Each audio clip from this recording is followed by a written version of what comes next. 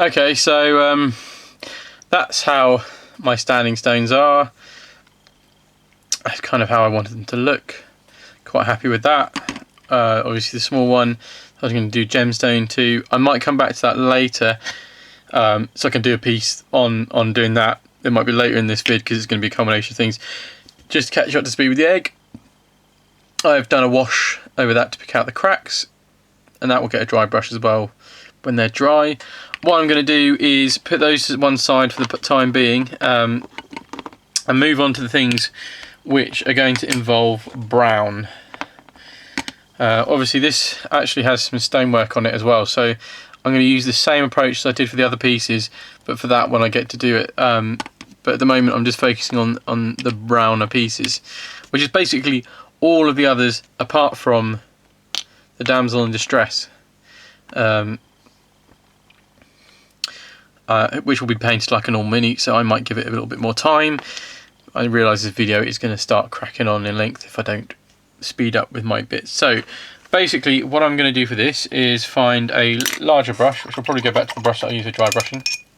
I'm going to pick out a brown, which my go-to brown is normally chocolate brown from the miniature paint range, this brown, and I'm literally going to water it down and liberally coat all the items that are brown in it. So I shall show you what I mean. Don't get too much out once. So get a bit of paint out.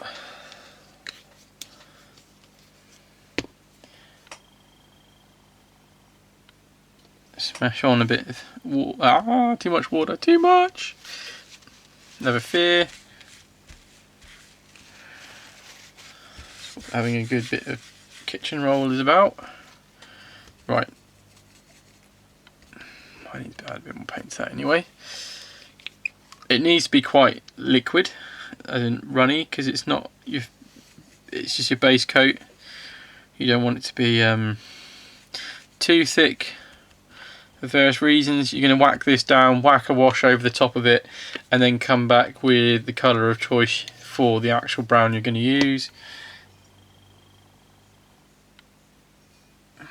Be careful with these big brushes because they tend to absorb quite a lot of water, and you end up with a wash rather than a kind of very thin paint layer. Right, so literally just go whack like that. You're just basically getting a colour down. It's very thin because, like I say, you're going to apply a wash, so the colour will become more apparent then. I normally use the chocolate brown because it's kind of a darkish brown already, which means you can whack more or less any other brown over the top once you've inked it. You could, technically speaking, even find a lighter colour brown or add, say, a cream. Again, I avoid white because it kind of washes out the colour a bit.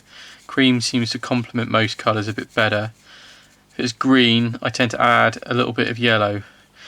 But yeah, so like I'm saying, you could add a cream to this and dry brush over the top, just this if you wanted to. But me being me, I will wash this. I shall give it this, and then I might even use a similar kind of style black wash as I did to the other, to the standing stones. Another good reason for using making this a very thin one is not just because I found somebody else who's quite good, in fact way better at painting tutorials than me, always says 2 thin coats. It's because you wanted to get into all the nooks and crannies, and it's harder to do that if you've got a more viscous paint. Right, back again and ready to do the next stage of having browned everything up in a rough and ready kind of way. This I'm going to water down the black a little bit more because it's not going over the grey. It needs to be a little bit less pigmented, yes, so that it doesn't overbear too much. We want to darken, but we don't want to. On a grey that's going to be stone, it doesn't really matter if it's too dark. We can take it up a level of dry brushing or two. But we kind of still want the you see what's going on there? It's poor man's wash. It doesn't need to be a proper wash because this is early on stages. I've just used a slightly bigger, it's a medium base brush from Games Workshop. Again, this is one I've well used, so I'm not too fussed about anything on it. But again, I am just literally looking for it to help me pick out the grain effect a bit, pick out the recesses a little bit, just to make sure that the depth, there's some darkness in there, the brown isn't too light on its own right. So when it comes to dry brushing, there's some contrast.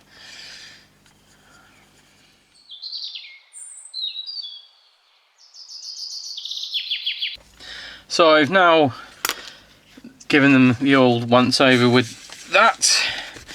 And what I may do is I'm going to maybe have a stab at doing a bit of the horse now, and then I'll call it a night actually for this, and then I'll come back in the morrow and hopefully finish off some of the other pieces. So I'll have more of them done.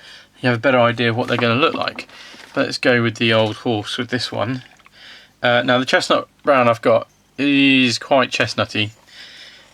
So what I'm going to need to do is put down a little bit of the brown first, that I use as a base colour.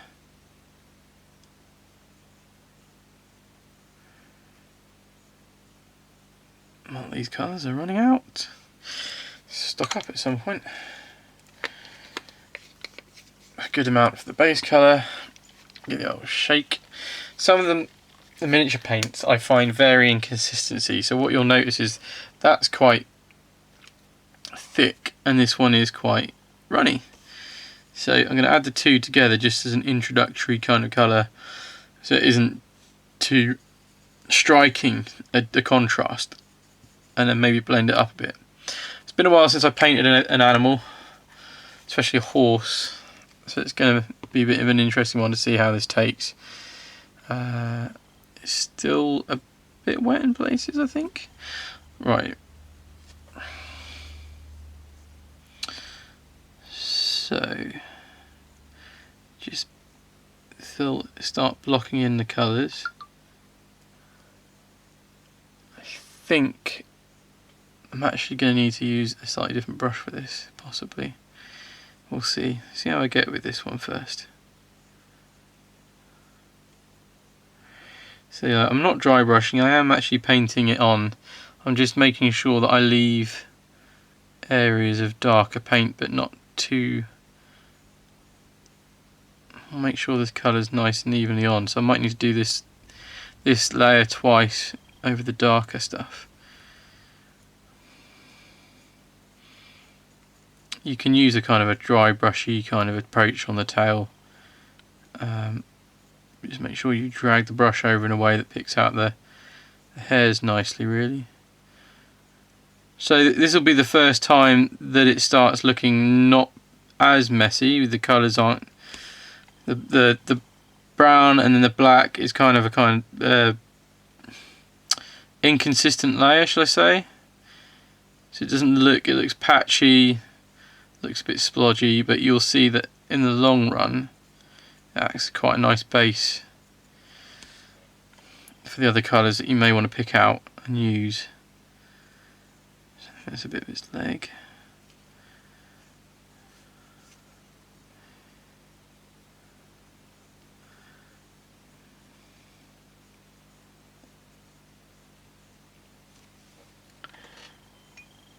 Like I say, I think on this one I might need to do 2 layers.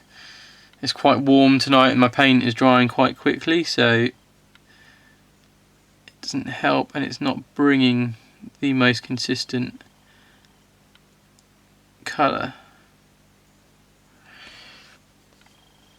But hopefully you can see it's starting to block it in.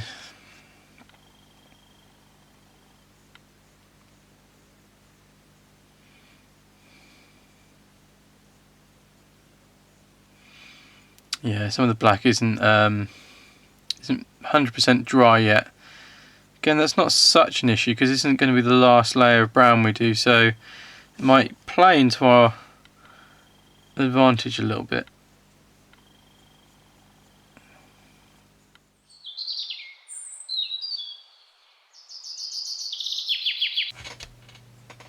Hi guys, and we are now on to the next step of the horse. What I may do is actually some of the dry brushing in the next stage as well, once I've done the done another layer of the horse. So I need to find the brush that I want to use. I haven't got it here. I've got my little tub of things close by, so I'm using a more detailed brush this time. It's just a starter brush from Games Workshop I got in a Conquest magazine.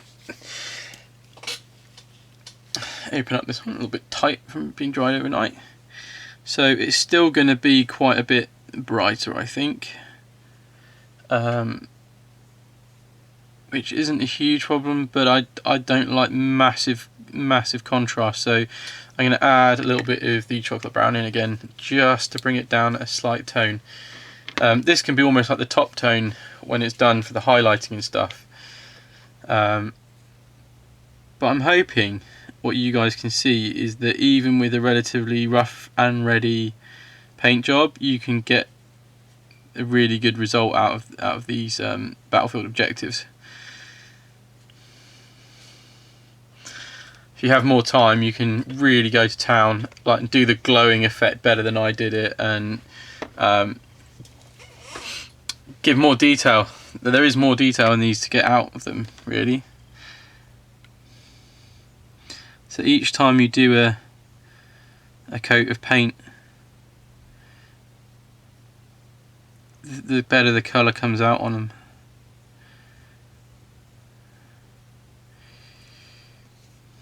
So we're getting there now with these.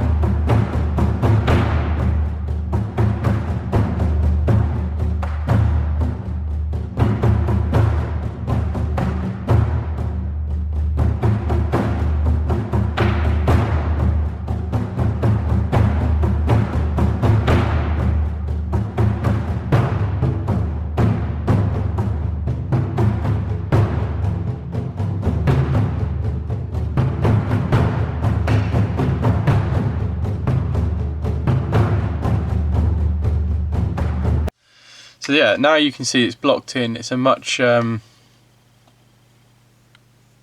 much more solid colour. This is the bit where I go back to my a cream colour. You can use something like a bleach bone or something like that. But I'm just going to add that in. Just a tiny amount, really. Doesn't need to be a lot, just to bring it up a bit. And then with this, you're just going to pick out some of the high points of the muscle, and like I say, the mane and stuff. And how much paint I've got here to do it. It's probably actually a little bit too light, so it's fine. Just add some more of the original in, until we get a colour that you kind of want to work with. Let's try that. Sometimes it's a bit unavoidable, but we'll have a look.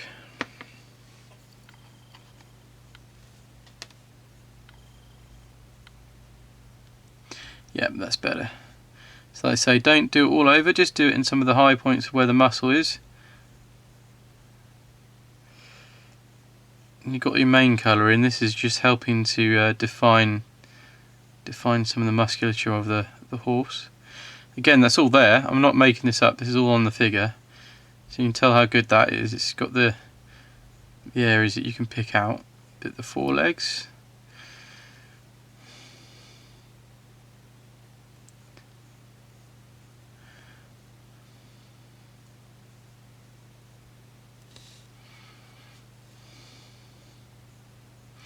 So I'm going to continue doing this, and I'll be back once I've done this level with the horse. Right, so I've done that, and you may be able to see that I've now started to pick out those areas, and they're a little bit more like brought out because of the slightly lighter tone. I've also gone over the mane and the tail. So what I need to do now is just add some more into it to make it another tone lighter.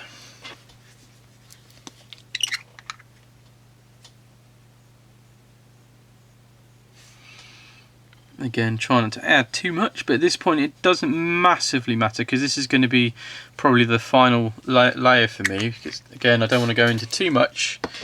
I can always go back. I mean, that's the other thing I'll always say is that you can always go back. So if you're in a bit of a rush and you don't want to overdo it too much without thinking about it, you can always go back at a later date and add more in.